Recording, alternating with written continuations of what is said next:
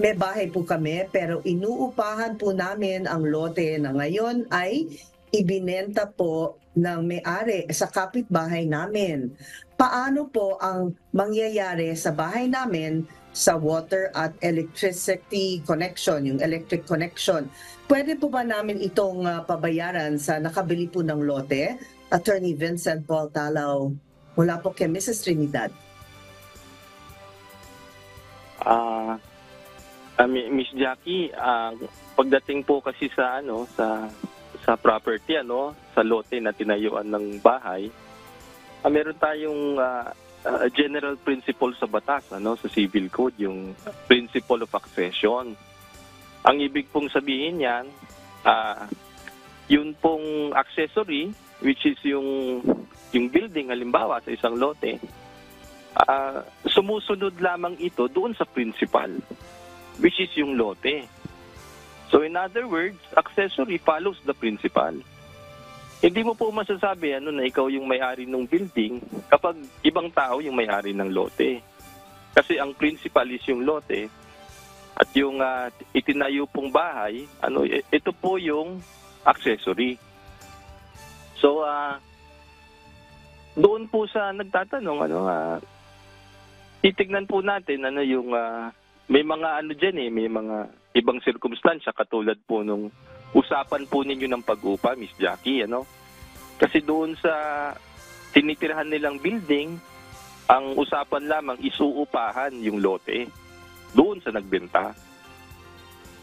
Ang una po natin titignan diyan is kung yung bang kanilang kontrata ay meron bang terms, kano po ba katagal yung inyong kontrata. Kasi kahit po mapa sa iba yung pag-aari ng lote, kung meron kayong kontrata, as a general principle, irerespeto po dapat yung inyong kontrata nung nakabili.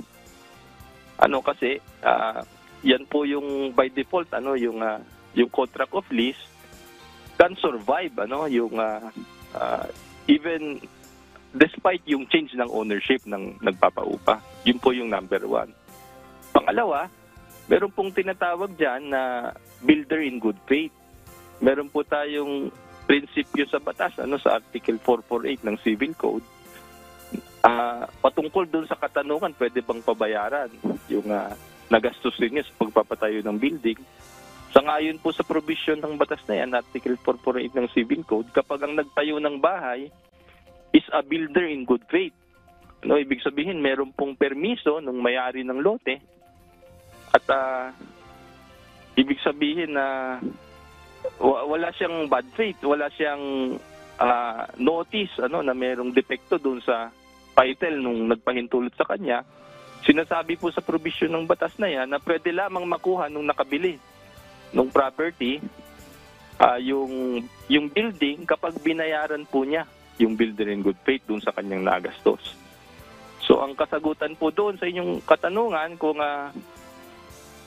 nasatisfy po ninyo yung termino ng builder in good faith ayon sa batas, kapag bago po makuha yan nung nakabili, pwede nyo pong mapag-usapan na bayaran po yung inyong nagastos doon sa pagpapatayo ng building.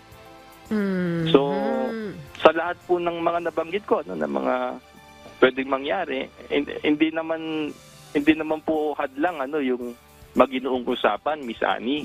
Lagi pong pwedeng madaan yan sa maginoong usapan para kumbaga magkaroon kayo ng kasunduan, at hindi na po kayo magtalo kung paano pong gagawin doon sa karapatan po ng bawat isa.